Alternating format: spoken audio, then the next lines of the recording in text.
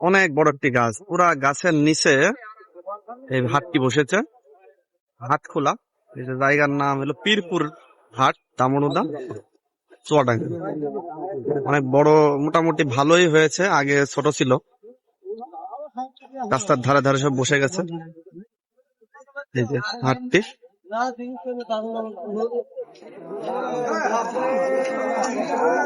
দুই পাশে দুই ধারে বসে গেছে সব। হাটের এই পাশটা মাছের বাজার বসছে, এই পাশটা মাছ, পাঙ্গাস মাছ, এখানে পাঙ্গাস মাছ।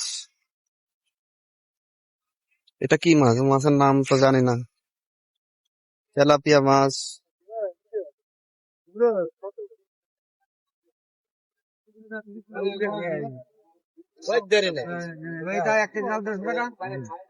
এখান থেকে একদিকে মাথা এটা শেষ। এটা কি মাছ দেখি তো কাকু, এটা কি মাছ? এটা খেরকাটি মাছ। খেরকাটি এটা খেয়ারকাটি, ইলিশের মতো দেখতে, ছোট সাইজের ইলিশ। খেয়ারকাটি এ কত করে? এটা 160 টাকা করে। 160। আর জিওল 300। শিং মাছ, তেলাপিয়া তো আমরা চিনি। দেখি দেয়া যায় কি? ঠিক আছে, হ্যাঁ আমার চুয়াডাঙ্গারই ছেলে, তবে আমরা এই এলাকার না, আমরা অন্য উপজেলার, আলমডাঙ্গা উপজেলা। আচ্ছা, আমরা আরো দেখাই। খেরকাটি মাছ দেখলাম, এইদিকে আর এক মাছ পেলাম। ছোট রাস্তা তো, রাস্তায় একটা গাড়ি গেলে আর মানুষজন যেতে পারে না, সাইড দেওয়া লাগছে।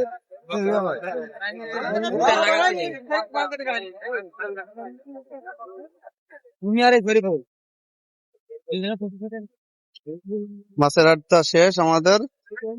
এখানে চাচা লাউ, হাতের লাউ বানাইছে, মোরে বই রাখি, মূলা, পটল, ক্ষেতের মাল একবারে নিয়ে চলে আসছে। এই ক্ষেতের থেকে, ক্ষেত খামার, এই আশেপাশে ক্ষেত খামার সব নিয়ে চলে আসছে এখানে, তাজা তাজা জিনিস। পটল,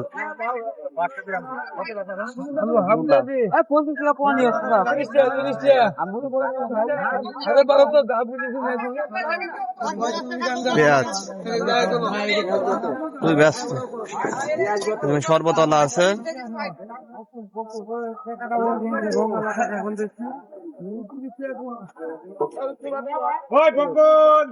এইদিকে আরেকটু যেতে হবে,